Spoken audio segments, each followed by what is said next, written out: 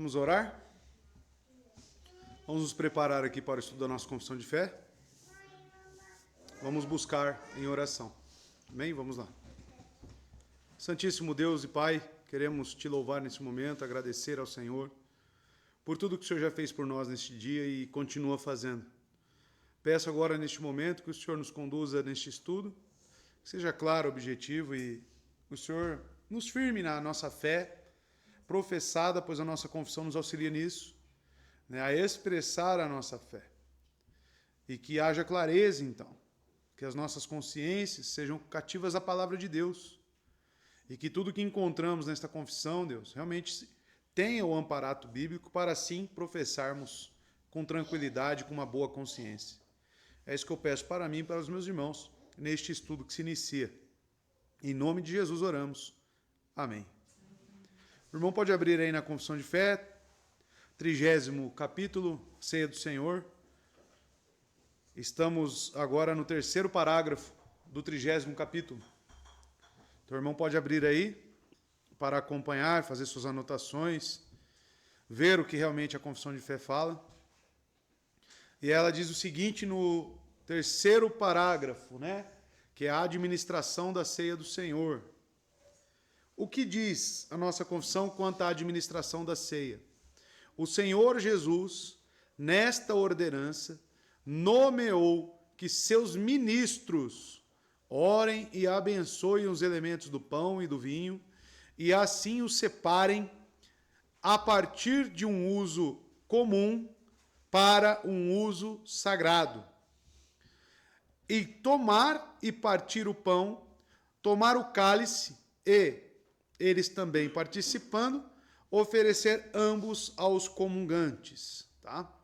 Então, quanto à administração, como ela deve ocorrer, está bem amarrado aqui na nossa confissão de fé, que nós vamos destrinchar agora isso e veremos, né, cada detalhe.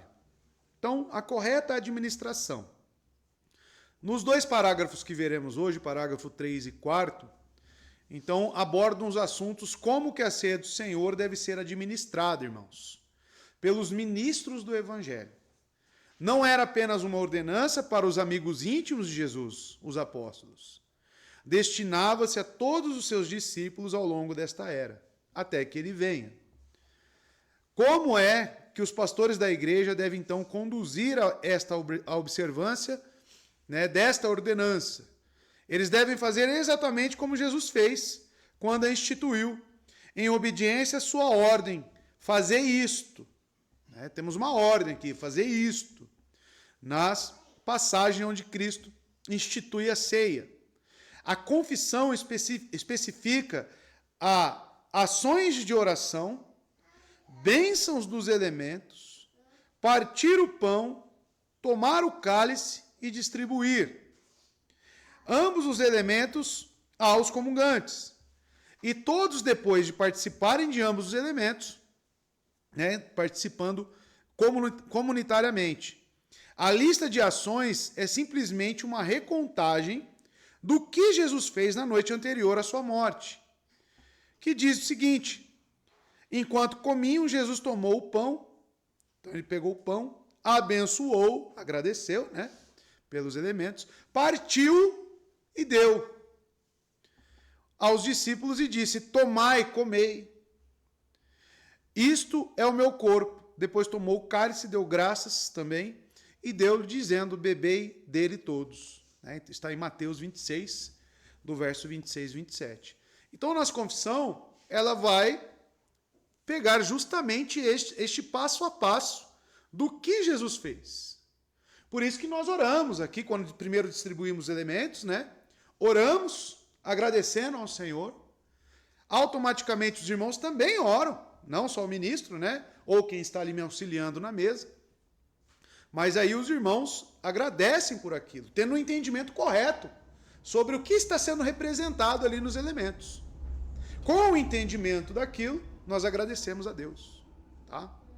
Então, distribuímos, oramos, para seguir, então, né, o passo a passo aqui do que Cristo nos deixou. Então, o primeiro ponto, né, seguindo os slides ali: orar, abençoar e separar. Quando a confissão diz que os ministros devem abençoar os elementos e assim os separam, o que nós devemos entender quanto isso? Não está sugerindo que algo acontece ou muda no pão e no vinho. Não é isso. Abençoar ou vai ocorrer alguma coisa. Não é isso que a confissão está querendo dizer. A bênção não os transforma, não os infunde com qualquer energia sobrenatural, como nós vimos na consubstanciação ou até mesmo na transubstanciação, mas os envolve em uma aura celestial, ou envolve numa aura celestial. Significa simplesmente o que a confissão afirma, a oração sobre a forma de ação de graças e de pedido de bênçãos de Deus. É a forma como os elementos são separados de um uso comum para um uso santo. Então, no momento da ceia e da participação, estamos ali com o pão e o vinho, mas significando espiritualmente muito. E algo espiritual está ocorrendo. Aonde seu povo está professando a fé, aonde seu povo está sendo fortalecido na participação desta ceia. Então, separar do uso comum é realmente, não é só pão também, não é só vinho. É o símbolo da nossa fé. É o que nós estamos representando com eles aqui. Né? Assim como não se transforma no corpo, também não é só um pão e o vinho. Entendem? Por isso que é separado do uso comum. É diferente você pegar na sua casa, partir um pão lá e comer com vinho. Isso é um uso comum. Aqui não, nós estamos reunidos, Cristo está espiritualmente conosco. Quando cumprimos a sua ordenança, a sua igreja passa a ser abençoada e fortalecida com isso, espiritualmente. Tá? Então, quando a confissão diz abençoar os elementos, é separá-lo do uso comum, para um uso santo, que só pode ser feito como igreja reunida. Tá? Então, quando cair lá a perguntinha lá aos irmãos, tem que saber responder. O que a confissão quer dizer, né, com abençoar os elementos? Tá? Então, aí os irmãos já sabem. A confissão está novamente a distinguir uma observância bíblica da ceia do Senhor da observância católica romana da missa. Tá? Lembrando que este capítulo é extenso, por quê? Porque, como uma boa reforma e documentos reformados, porque o que é ser reformado, irmãos? Ixi, pensei que os irmãos já sabiam de uma ponta da língua. O que é ser reformado, irmãos? Ter documentos reformados, tá? Que seguem desde catecismos, tá? Até as confissões de fé. E aí tem vários, né? Tem o de Heidelberg, né? Tem as confissões e catecismo de Westminster, tem os batistas como nós. Todos esses são documentos reformados. Seguem o princípio regulador do culto, isso é algo comum entre os reformados. Então, como bons reformados, porque a reforma foi um rompimento com quem? Catolicismo romano. Né? Então, logo, esses documentos irão distinguir da prática romanista. Tá bom? Então, sabendo que a nossa confissão também tem esse viés de nos distinguir da prática romanista, então, neste capítulo não é diferente, nem neste parágrafo. Então, são separados, irmãos. São simplesmente agora separados para esse uso especial. O pão, claro, não se torna materialmente ou inerentemente diferentes de outros pães e vinhos, ou do pão e vinho que estavam presentes antes da oração. São simplesmente agora separados para um uso especial. Tá bom? Como foi falado. O presbiteriano do século XIX, Robert Shaw, escreveu: nem há mais dificuldade em entender como Jesus abençoou o pão do que em entender como que Deus abençoou o sétimo dia ou o sábado. Quando Deus, né, criou em 6 dias, o sétimo dia ele fez o quê? Descansou. Né? E ele abençoou aquele dia. Tá? O que significa ele abençoar um dia? Né? Separar do uso comum. Isso é guardar o dia do Senhor. Separar do uso comum. O dia do Senhor é um dia onde nós praticamos coisas a qual nos dias comuns talvez seja difícil. Mas é um dia separado, assim como a ceia, quando ela é abençoada pelo ministro. Né? Ela é separada do uso comum. Robert Shaw disse isso, né? Não há tanta dificuldade em entender que Jesus abençoou, como entender, né, quando ele separou o dia do Senhor.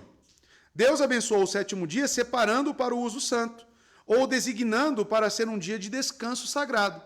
Cristo abençoou o pão separando do uso comum para o uso santo, ou designando-o para ser um símbolo visível de seu corpo.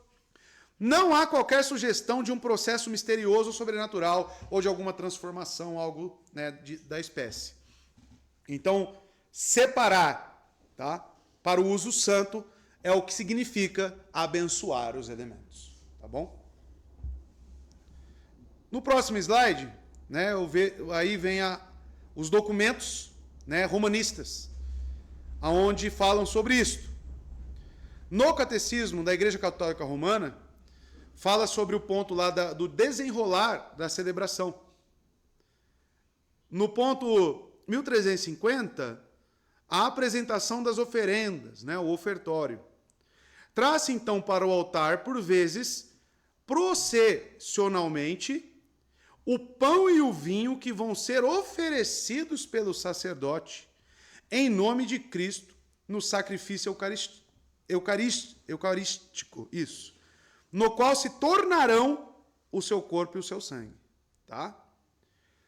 No ponto 1353, na epiclese, ou seja, a invocação ao Espírito Santo, pede ao Pai que envie o seu Espírito Santo, ou o poder de sua bênção, sobre o pão e o vinho, para que se tornem, pelo seu poder, o corpo e o sangue de Jesus Cristo. Tá? E para que os que participam na Eucaristia sejam um só corpo e um só espírito. Algumas tradições litúrgicas colocam a epiclese, né, que é essa invocação do Espírito Santo, depois da anamnese, né, anamnese, que é uma lembrança. Tá? Por que eu coloquei isso aqui? Porque é justamente para distinguir o nosso abençoar os elementos deste abençoar, que está muito específico no documento deles. Porque quando eles separam, quando eles abençoam, é para que os elementos se transformem. Tá? Como está muito bem escrito aí. Está em amarelo. No qual se tornarão o seu corpo e o seu sangue. Tá? Nós não temos este sentido aqui quando estamos abençoando os elementos, agradecendo, né, pelos elementos. Segundo ponto, partir o pão, né, que é uma também das etapas. Não tem muito segredo, né? O partir do pão, como parte da observância da ceia do Senhor, deve muito provavelmente ser entendido como um ato simbólico, claro. Ele representa o quê? O corpo partido do nosso Senhor. Em oposição a um simples procedimento pragmático realizado a fim de facilitar a distribuição do pão. Então, irmãos, o pão está ali aqui, fatiado, né? Por quê? Para facilitar a distribuição? Não. Para representar o corpo de Cristo que foi partido por nós. Tá? Não é para facilitar. Por isso que está aqui partido. Então, quando você pega a sua parcela, você tem que entender as feridas de Cristo, o seu corpo foi partido por causa de mim. É isso que nós estamos professando. Tá? É isso que nós devemos entender na prática e na administração da ceia. Então, mas a fração do pão, ou seja, o partir, não implica qualquer tipo de encenação dramática ou ostentatória decorrente de qualquer tipo de veneração dos elementos. É o que se fará, né, no parágrafo, falará, né, e veremos no parágrafo seguinte. Então, amados, o partir do pão representa o quê? O partir do pão representa o quê? O corpo partido do nosso Senhor, né, de Cristo. Tá bom? Alguém não sabia disso?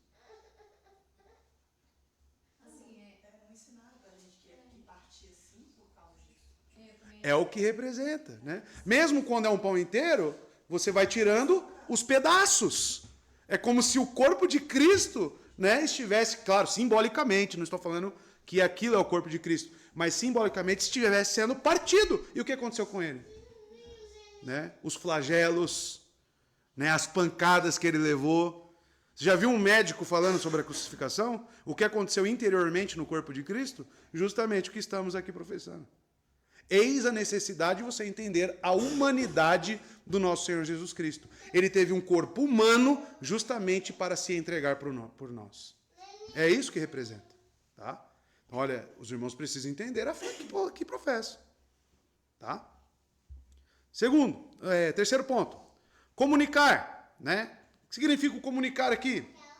As palavras comunicar ou comunicantes referem-se à participação na comunhão e àqueles que participam dela.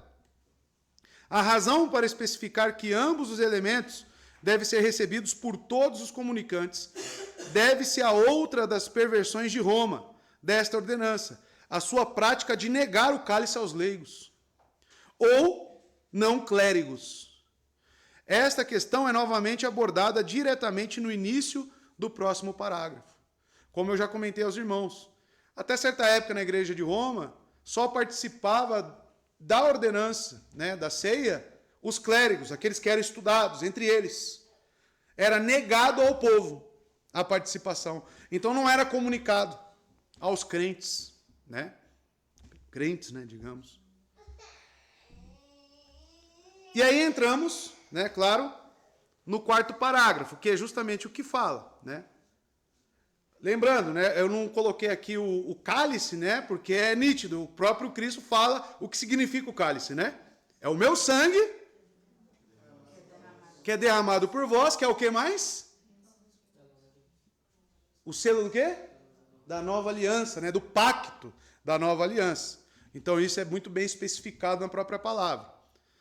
O quarto parágrafo aí, que vem em conjunto com o terceiro parágrafo, fala sobre a rejeição dos erros. Olha lá, a negação do cálice ao povo, que é aquilo que eu já disse um pouco anteriormente, a adoração dos elementos, o levantá-los ou carregá-los em adoração e reservá-los para qualquer pretenso uso religioso, são todos contrários à natureza desta ordenança e à instituição de Cristo. Então, talvez você não entenda isso aqui, porque falta um pouco de clareza em como que a igreja romanista, ela preserva os elementos, como que ela traz os elementos para a hora do culto. Então, os irmãos precisam ter uma ideia do que ocorre para entender esse parágrafo. Porque esse parágrafo é mais uma crítica aos romanistas, né? Então, veja, o quarto parágrafo é justamente a rejeição dos erros do que a Igreja Católica Romana faz. Então, primeira coisa, negação do cálice. Como eu disse aos irmãos, para além das blasfêmias da missa, o que significa missa, irmãos? Por quê?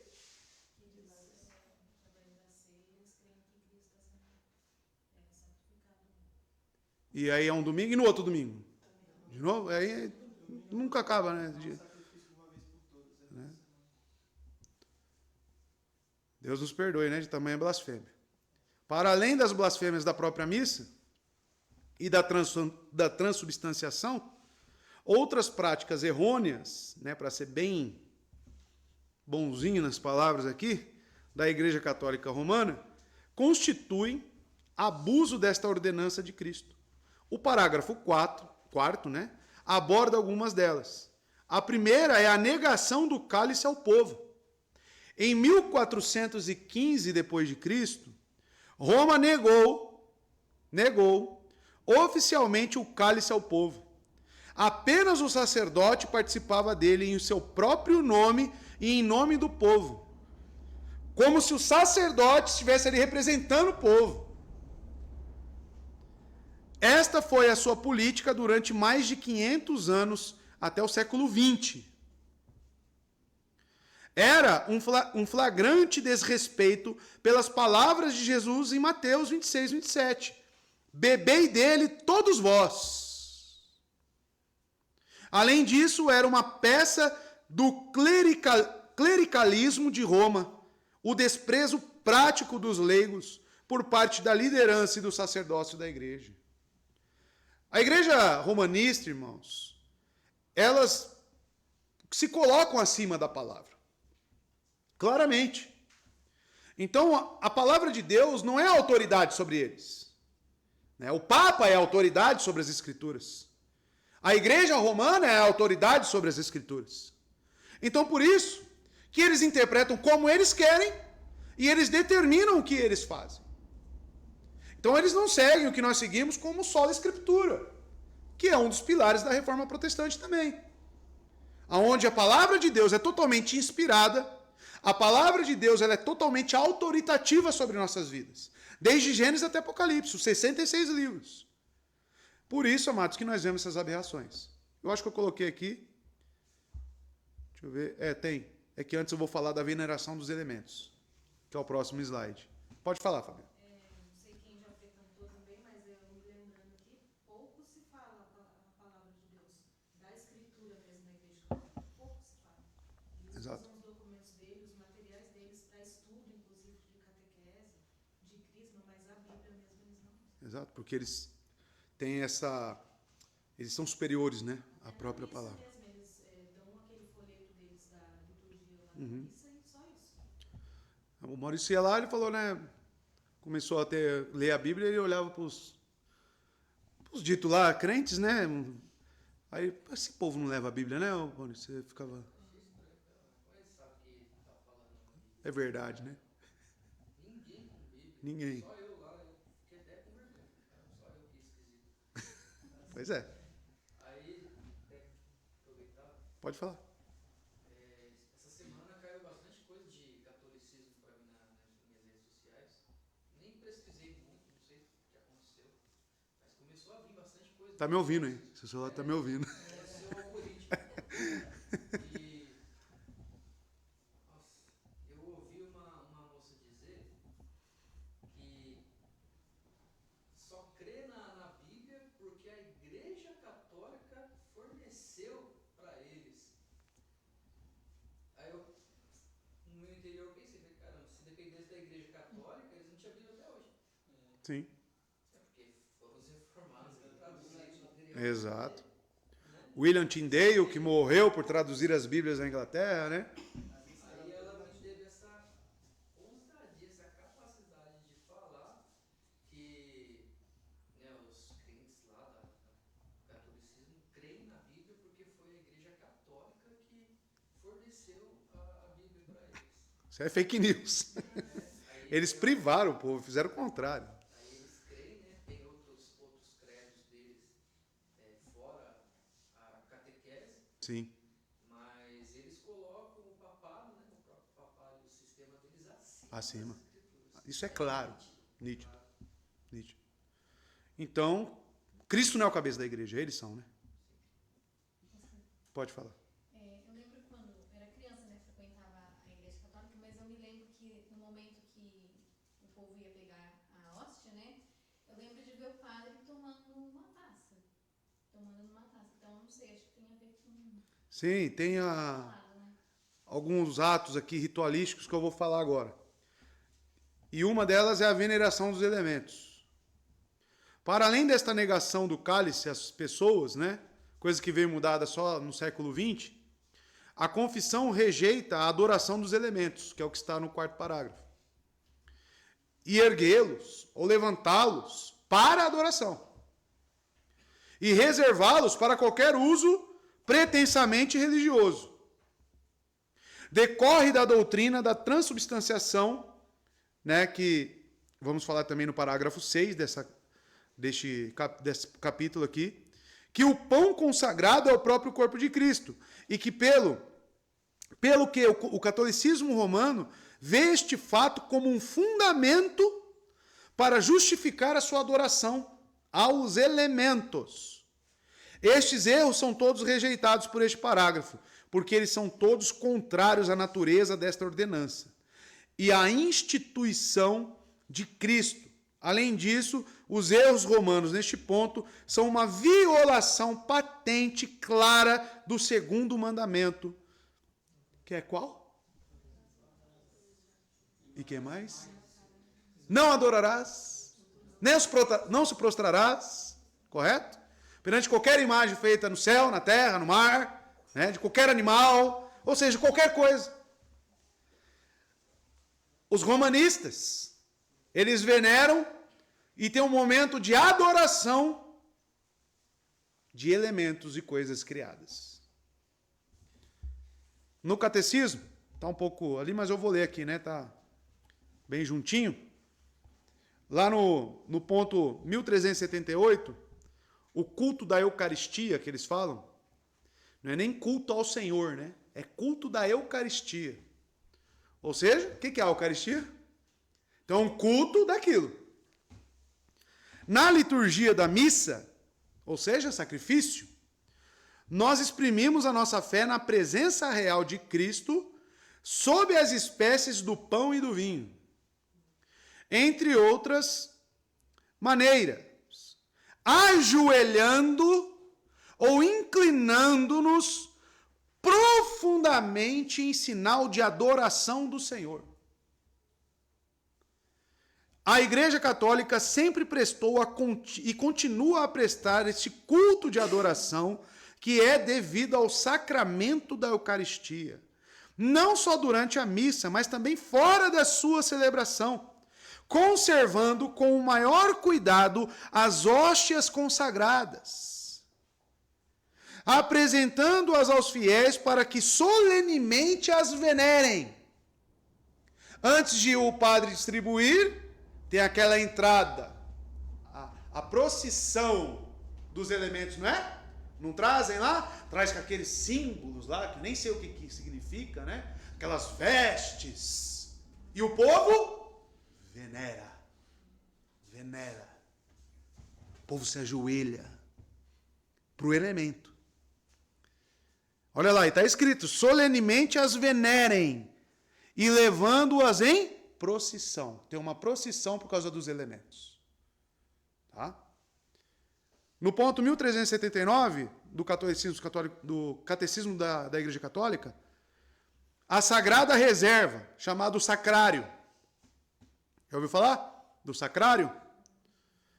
Era, ao princípio, destinada a guardar de maneira digna a Eucaristia, para poder ser levada aos doentes e ausentes, fora da missa, pelo aprofundamento da fé na presença real de Cristo na sua Eucaristia. A Igreja tomou consciência do sentido da adoração silenciosa do Senhor presente sob as espécies eucarísticas. Por isso que o sacrário deve ser colocado num lugar particularmente digno da Igreja. Deve ser constituído de tal modo que sublime e manifeste a verdade da presença real de Cristo no Santíssimo Sacramento. Aonde ficam as hóstias, então? Fica num sacrário. E aquele sacrário fica num local de destaque na igreja, digno. Tá? E as pessoas adoram isto. Tá? E eu estou falando de pão e vinho. E eles fazem tudo isso em cima de pão e vinho, que segundo eles se transforma na hora que o sacerdote emite a bênção, correto? Mas a veneração já ocorre antes mesmo disso. Antes mesmo disso. Na procissão, no guardar e armazenar, já existe toda uma adoração, uma sacralidade, com um pedaço de farinha e um pouco de fruto da vide. Pode falar, Márcio. Nesse lugar que o senhor fala, né, eles colocam no sacrário, tem algumas paróquias que elas fazem como se fosse um cômodo separado, né, para guardar esse sacrário, e alguns banquinhos assim, né, com coisa para você ajoelhar. Se ajoelha naquele local separado, Isso. em veneração. Como se Cristo estivesse guardadinho ali. Olha que absurdo. E o povo se submete a isso, irmão. E o que mais me incomoda é as igrejas tidas evangélicas que termina a celebração da ceia e tem que queimar os elementos. Tem que enterrar os elementos. no fundo, tem o mesmo significado do que a Igreja Católica Romana está fazendo. Igrejas que se dizem protestantes. Não estou falando nem reformada, mas igrejas protestantes. Então, as igrejas hoje, irmãos, elas precisam reavaliar o que elas creem. Porque elas nem ao menos conhecem a palavra de Deus. Tá? Então, vejam, eu trago esses dados para os irmãos verem, né, a tamanha blasfêmia. E o que diz em Êxodo 20? Está lá, ó. Tudo isso que os irmãos estão vendo, isso é idolatria. Não farás para ti nenhum ídolo, nenhuma imagem, de qualquer coisa no céu, na terra ou nas águas debaixo da terra. Não te prostrarás diante deles, nem lhes prestará culto. O que eles estão fazendo? Justamente o que está proibido aqui. Porque eu, o Senhor teu Deus, sou Deus zeloso, que castiga os filhos pelos pecados de seus pais até a terceira, quarta geração daqueles que me desprezam. Eles estão claramente quebrando o segundo mandamento, mas aí é um problema. Passa para nós. Olha qual que é o segundo mandamento deles. O segundo deles é o terceiro nosso. Porque eles entendem que o primeiro mandamento engloba já isso, né? Que adorará somente o teu Deus. Aí eles fizeram um grande de um resumo. E, pasmem, quem fez essa distribuição dos 10 mandamentos aí foi o Santo Agostinho. E eles ficaram com essa divisão de Agostinho até hoje. Agostinho de Hipona. Né? Lutero seguiu também. Mas alguns reformadores, a maioria deles, com sanidade mental, com uma Bíblia extraída do original, aí escreveram corretamente os 10 mandamentos. E o segundo mandamento, aí volta, por favor, está ali. Quanto às imagens, quanto à idolatria. Incrivelmente, as igrejas tidas protestantes hoje descartam o segundo mandamento. Por isso que fazem teatro de Jesus, fazem isso, mais aquilo outro. E eu não duvido, agora por minha parte, que isso tem algum resquício do catolicismo romano. Por desconhecer o segundo mandamento. Muitos de nós, irmãos, quando foi apresentado o segundo mandamento, o pessoal, não pode as figurinhas lá do meu filho lá no caderninho? Não, não pode, meu irmão. Deus se manifestou a nós por palavras. Está aqui, ó. E ele proíbe qualquer ilustração, qualquer imagem, qualquer adoração, qualquer veneração. E estudar ele, buscá-lo, conhecê-lo, é um ato de adoração. Então não pode. Lá no livrinho do seu filho, lá não pode você ensinar ele. Pois é. Então, irmãos, isso é o que a Igreja Católica Romana faz. Né? E o que a nossa confissão vai totalmente contra. Algumas Bíblias, inclusive, elas foram alteradas. Bíblias católicas. Não tem o segundo mandamento. Tá? Minha esposa compartilhou que uma vez foi ver na avó dela. Ela foi ver lá, Êxodo 20, né, como está ali, verso 4 e 5, não tinha. Né? Foi extraído.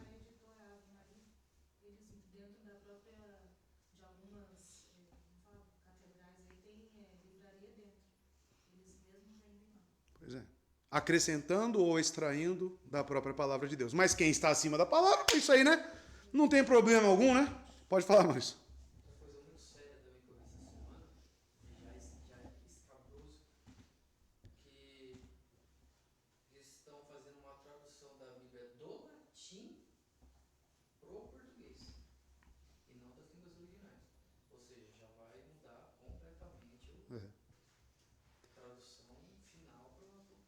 É que eles se fiam muito na de Jerônimo, né? Que foi tirada do latim, e eles acham que dali realmente vem o original, né? Porque Jerônimo estava, né, dentro ali do sacerdócio entre eles. Mas nós sabemos que as línguas originais da Bíblia é o hebraico e o grego, né? Então, amados, pode falar. Porque dentro dessa questão da língua, existiu, né, uma heresia no século XIV, que o hebraico e o grego foram corrompidos. Somente o latim era uma língua santa. É. E aí, por isso que a missa é feita em latim, a tradução tem que ser em latim, tudo em latim porque é uma língua santa para eles. E o grego foi corrompido por causa dos gregos, e o hebraico porque os hebreus deixaram de seguir a Cristo, seguiram Cristo. Imagina o português, né? Fala. Eu vi que tem algumas pessoas, aquelas pessoas que são bem católicas mesmo, que elas ensinam os filhos a latim, para que eles possam ler todos os documentos, tudo em latim, e para eles isso é Exato. tipo, algo muito importante. É que o latim para eles tem uma primazia nas línguas, né? É a língua sacra para eles, é o latim, né? Fala, Gessé. Pode terminar, Fê. Só para comentar, no filme do Tindale, se vocês tiverem curiosidade, assistam o filme do Tindale. Tem logo no início, a criança começa a orar o Pai Nosso no inglês, porque na Inglaterra. E aí ela é repreendida, porque não pode orar o Pai Nosso no inglês, na língua original, natalina da pessoa. Tem que ser no latim. E aí a família é morta porque está orando na sua língua natalina, né? Não no latim. Posição de Roma, né? Roma. Bom, Roma... Quando chegar o dia de pagar a conta, meu irmão... Você lembra a Babilônia lá, que você leu em Apocalipse? Todo aquele sistema corrompido de prostituição, de idolatria que vocês viram? Não tenha dúvida que Roma está ali no meio. Tá? Não tenha dúvida quanto a isso. Tá? Mas o vitorioso já reina. E isso que eles esquecem. Né? O imbatível já reina. E só está aguardando, e nós veremos isso na pregação de Atos hoje, ele reuniu o último eleito dele. A hora que vier o último, ele volta. E aí, glórias e alegrias para aqueles que estão com o Rei, eterno e imortal. Mas aqueles que blasfemam o seu nome serão destruídos em trevas e dores eternas.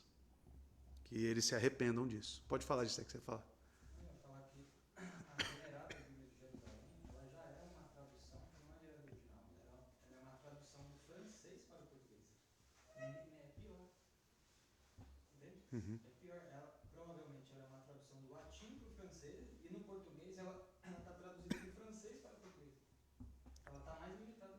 Pois é. A De Jerusalém. E eles falam que é uma das melhores, né? E na tradução, na própria Gênesis 3,15, eu estava até conversando com o Felipe, lá eles já colocam a mulher como Maria, nem Israel. E já traduzem como sendo Maria. Aí, tá vendo? Já tá toda... Totalmente enviesada já. Toma cuidado que vocês leem, irmão. Toma cuidado, e na pesquisada antes, né? Então está aí, tá? Para os irmãos. E depois veremos o parágrafo 5º, tá bom? Semana que vem o 5 e o 6. Então mais 2 semanas aí nós encerramos, né, este capítulo aqui da nossa confissão. Mas hoje era justamente isso. Parágrafo 3 falou sobre a correta administração, né? Os irmãos entenderam a correta administração, né? O que realmente significa aquilo ali. O abençoar e separar e rejeitando os erros. Negamos qualquer adoração dos elementos, levantá-lo, né? Então, e tem igrejas protestantes que levantam aquilo lá ainda, tá? E fala para você estender a mão, né? Então, ó, tá cheio de igreja que se diz protestante aí que tinha que voltar para Roma, tá? Que não tem nada a ver. Mas nós sabemos que muitos é por ignorância, infelizmente. E devemos orar para essas pessoas. Porque a palavra está claramente aí. Mas glórias a Deus pela nossa confissão de fé, que nos ajuda e nos norteia aqui. Amém, irmãos? Então é isso, né, que eu tinha para passar para os irmãos. Alguém tem mais alguma pergunta? Mais um acréscimo, algum comentário? Né, bem simples aí hoje para nós. Que de simples não tem nada, né? E esclarece para nós muitas coisas. Certo? Nada? Então Deus abençoe.